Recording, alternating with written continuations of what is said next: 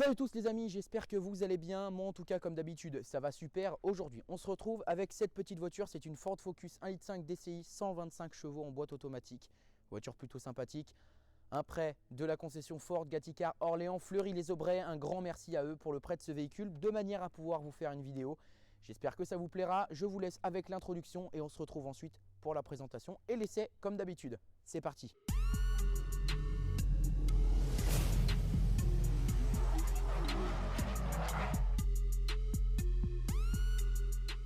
Au niveau de la face avant de ce véhicule, on va avoir deux projecteurs qui sont des projecteurs à LED. On va avoir une lame avant en couleur un petit peu aluminium. Cette grosse calandre avec tout le contour en noir brillant. Au niveau de la face avant en général, on a une ligne assez sportive avec ses différentes stries au niveau du capot. On va avoir le logo Ford, toujours unique et fidèle.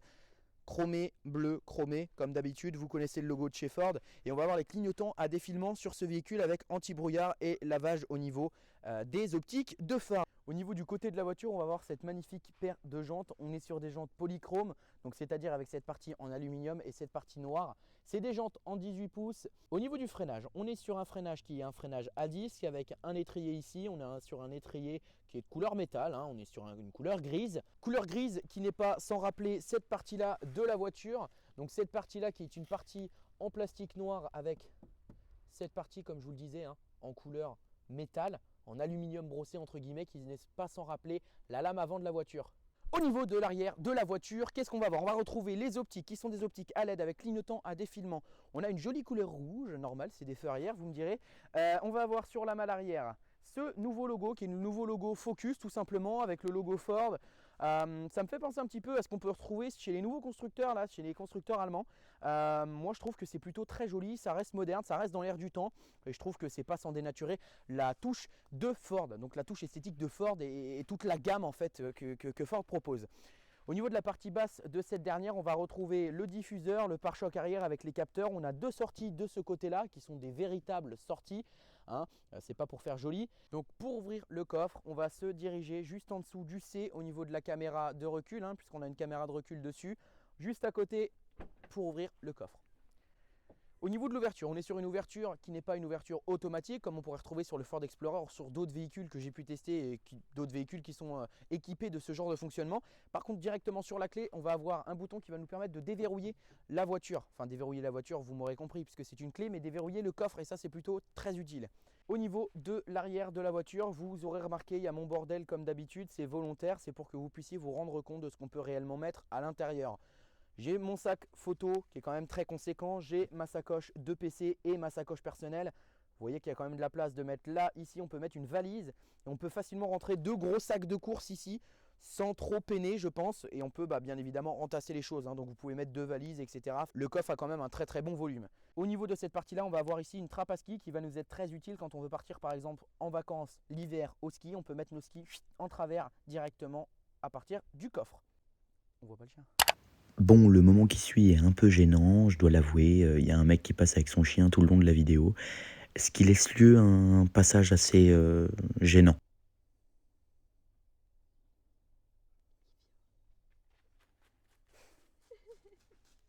Mimi. Bonjour.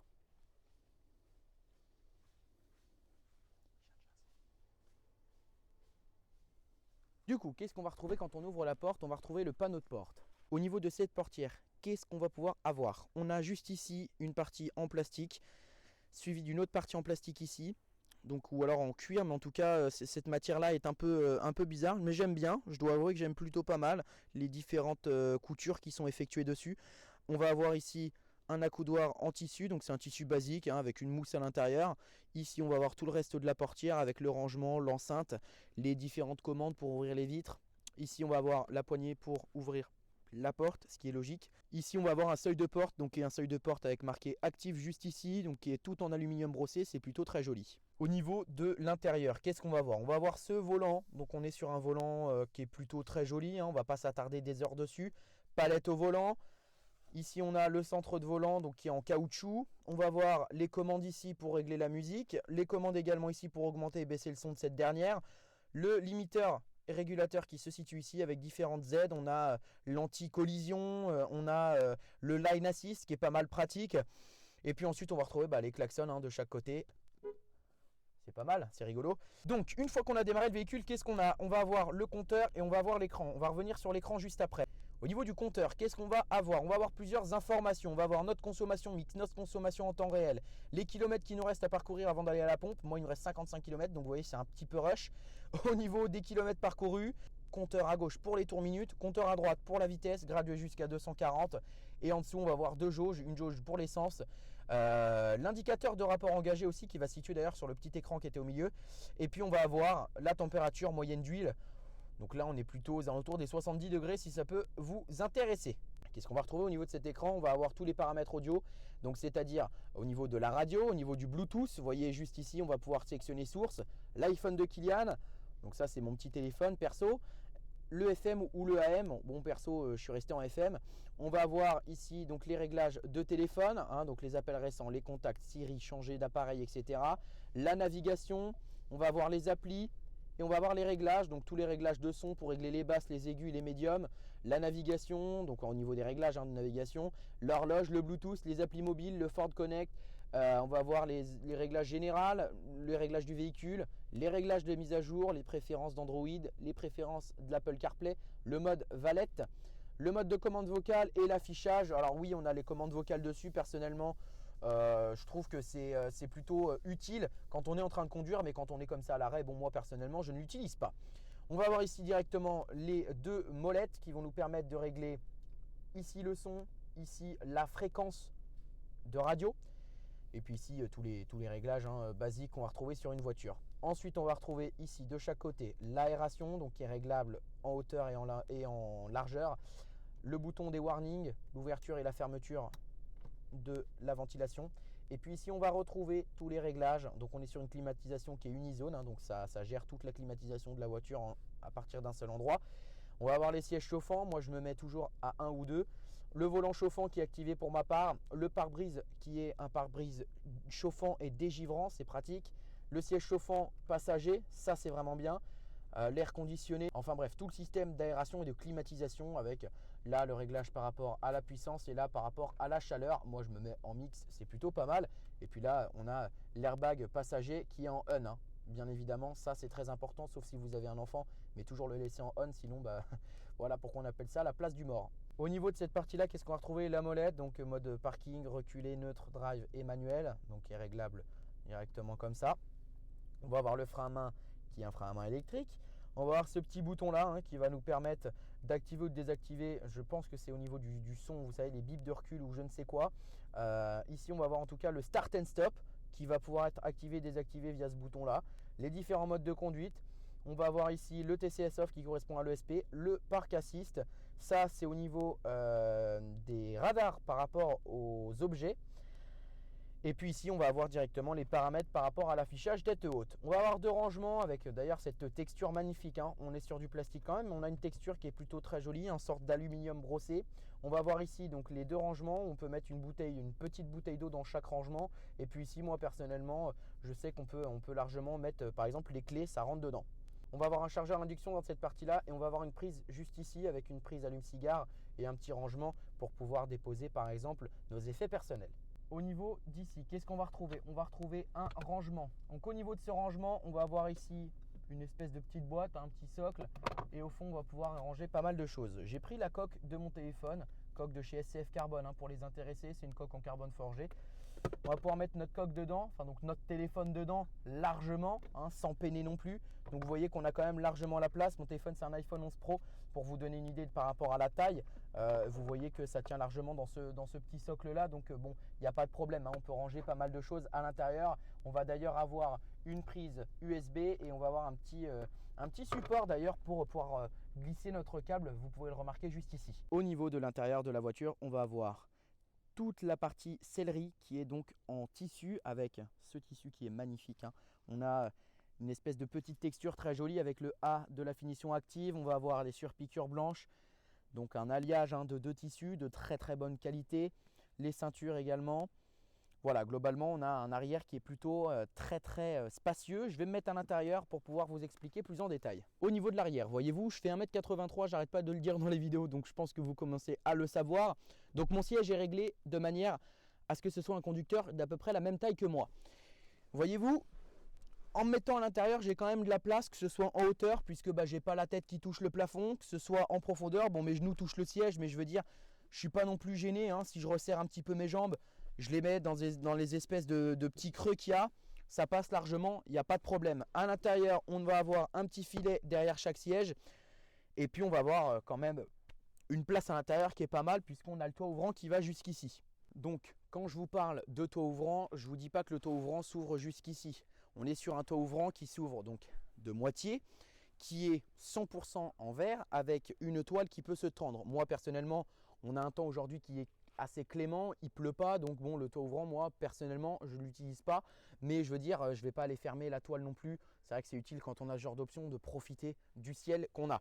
On est sur un toit qui est totalement en verre avec deux positions de disponibles. On a la position semi-ouverte, donc juste escabotée, et on a la position complètement ouverte de disponible au niveau de ce toit ouvrant.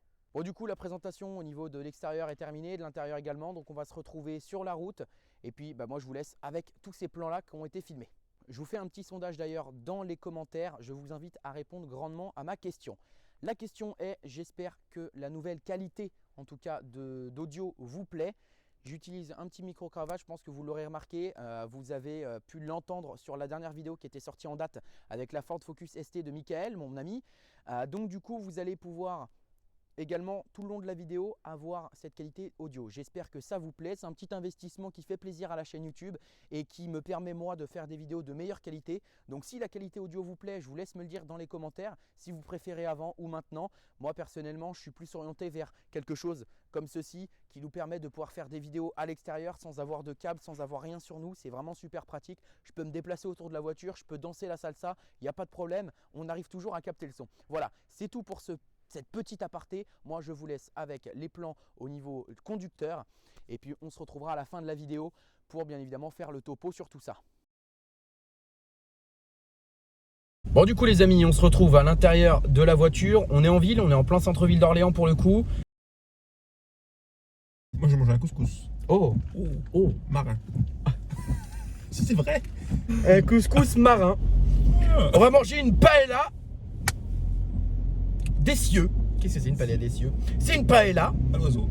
à l'oiseau. Parce que le couscous marin, c'est aux fruits de mer. Alors déjà, poisson. déjà les fruits de mer. Non mais fruits de mer, poisson. C'est soit un fruit, soit c'est pas un fruit. C'est pas un fruit de mer. C'est comme les cordons bleus. Bah si, c'est bleu. C'est pas un bout de ficelle, puis c'est pas bleu non plus. Tu sais que ce soir je mange du poulet pané? Ah ouais? Ouais, je mange un œuf sur le plat. Ah, parfait. C'est pas mal. Oui, c'est du poulet pané. Ou du poussin plutôt. Du poussin pané. Manger un poussin cru vivant. Alors du coup les amis, nous sommes sur le pont qui nous mène à Olivet, pour ceux qui connaissent un petit peu Orléans. Je sais pas pourquoi je suis déchaîné autant aujourd'hui alors qu'il pleut. Mais puis il pleut bien, hein, il pleut des cordes. Enfin il pleut pas vraiment des cordes parce que ça serait pas très pratique pour rouler, mais... Alors ce qui est bien du coup sur cette voiture là, c'est qu'on a dans les rétroviseurs directement les avertisseurs d'angle mort. Et ça c'est plutôt pas mal du tout. Donc du coup les amis, là en termes de confort, c'est vrai que du coup comme je vous le disais, on a l'affichage tête haute. C'est plutôt pas mal. Moi c'est la première fois que je l'ai sur un véhicule et je dois dire que c'est plutôt très agréable d'avoir l'affichage tête haute. C'est pas une option pour moi qui vaut le coup d'être prise. À mon sens, à mon humble avis personnel, moi c'est pas une option que je prendrais si j'achetais un véhicule neuf. Parce que voilà, je trouve ça utile mais pas non plus indispensable. Mais en tout cas c'est vrai que ça fait le taf. L'avantage c'est que directement avec ce volant on va pouvoir régler les informations qu'on va vouloir afficher ou non sur notre affichage tête haute. Ce que je peux dire par rapport à la voiture pour le moment, c'est qu'en termes de confort on est sur un véhicule qui est très confortable. Alors directement dessus on va avoir différents modes de conduite. On va avoir le mode normal, le mode éco, le mode sport, le mode faible adhérence et le mode piste. Donc moi je vais rester en faible adhérence puisqu'il pleut. À savoir que quand on est en mode piste, on a automatiquement l'anti-patinage qui se désactive, donc le TCS off. Donc le mode piste, c'est pas un mode piste pour la course, c'est un mode piste pour les chemins, hein, donc ça va être typiquement les petits chemins de campagne, etc. entre deux champs ou quoi que ce soit. Après on va pas aller faire du 4x4 avec une Ford Focus non plus. Faut pas non plus aller trop loin, mais voilà, ça reste quand même un mode qui est pour moi assez utile. Ce qui est bien aussi sur ce véhicule, c'est qu'on a le Line Assist. Alors le Line Assist, c'est quoi? Pour ceux qui ne savent pas, c'est une petite option, une fonctionnalité, une assistance qui va en fait nous permettre d'éviter de franchir des lignes blanches. Par exemple, je vous donne un exemple tout bête, on va être sur une route avec une ligne blanche entre notre voie et la voie des autres usagers. Et l'avantage, c'est qu'en cas de franchissement de cette ligne, le véhicule va se remettre automatiquement dans sa voie pour garantir une meilleure sécurité. Donc j'ai pu le tester moi personnellement hier, volontairement, j'ai fait un écart et effectivement on a pu constater que le véhicule se remettait dans sa voie sans aucune difficulté, donc c'est vrai que c'est plutôt pas mal. J'ai pu également tester le régulateur de vitesse adaptatif. Alors le régulateur de vitesse adaptatif, c'est super bien parce que ça veut dire que en gros, pour ceux qui ne connaissent pas non plus le régulateur adaptatif, c'est un régulateur comme sur toutes les voitures mais qui s'adapte en fonction du véhicule qui est devant vous. C'est-à-dire avec un régulateur classique, si la personne devant vous freine et que vous avez le régulateur, ça va être à vous de freiner. Là, avec ce régulateur adaptatif, dès qu'un véhicule devant vous freine, eh bien vous n'avez pas spécialement besoin de freiner ou de ralentir puisque le véhicule va se ralentir lui-même. Mais par contre, si un véhicule en face de vous est en excès de vitesse, vous ne serez pas en excès de vitesse puisque vous aurez paramétré bien évidemment avant la vitesse. Donc voilà, c'est des petites options qui sont plutôt pas mal au niveau de ce véhicule-là. C'est vrai que d'avoir autant d'options, c'est un atout, je trouve. Et puis c'est vrai que c'est une voiture qui passe partout, qui est très jolie.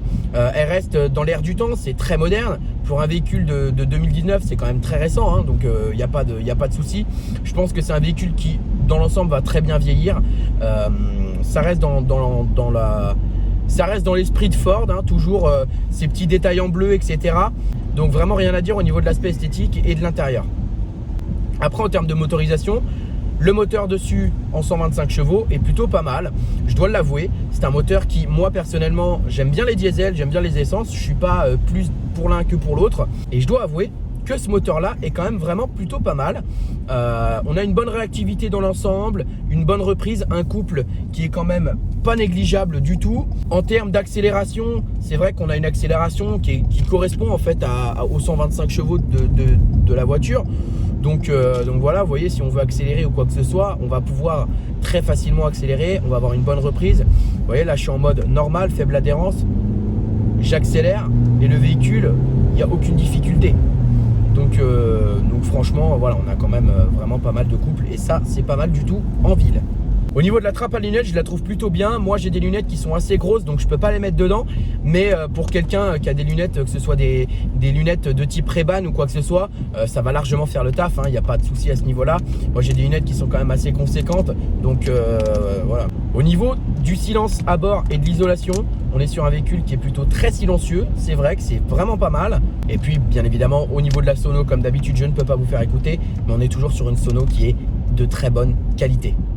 On n'a pas de caisson dans le coffre, comme la ST que je vous avais présenté la semaine dernière de mon ami Mika, qui est d'ailleurs avec moi depuis tout à l'heure. Vous ne l'entendez pas parce qu'il est très discret. Donc voilà, pour moi, c'est une voiture qui, pour le quotidien, est une voiture très très simple d'utilisation. Pour moi, il n'y a aucun problème avec. C'est vrai que c'est une voiture qu'on peut rouler en daily largement. Donc ça, c'est vraiment un point fort. Au niveau des points faibles de cette voiture, je dirais malheureusement, et ça c'est un poil dommage à mon sens, j'aurais bien aimé avoir un poil plus de chevaux sur cette version là, mais voilà, c'est le seul bémol. Après, en termes de prix, on est sur un prix qui est très raisonnable. On est aux alentours de 20-25 000 euros selon les modèles, kilométrage et options, mais on est donc sur un véhicule qui coûte pas cher à l'achat, en véhicule d'occasion bien évidemment. Je parle toujours du prix d'occasion. Après, en termes de coût d'assurance, je pense qu'un véhicule qui ne doit pas coûter si cher que ça. En jeune conducteur, je pense que ça peut être un véhicule qui peut correspondre à une certaine utilisation quotidienne. Donc à ce niveau-là, il n'y a vraiment pas de problème. Voilà, du coup la vidéo est terminée, j'espère qu'elle vous aura plu. Si c'est le cas, n'hésitez pas à vous abonner à la chaîne YouTube, vous abonner également sur mon réseau social principal, à savoir Instagram, alias KLN Auto, qui est devenu maintenant KLN Media. J'ai tout rapproché directement sur mon compte photographie, donc n'hésitez pas à aller me follow sur le compte KLN Media et non KLN Auto. Ce serait quand même un petit peu dommage de s'abonner à un compte qui est plus actif.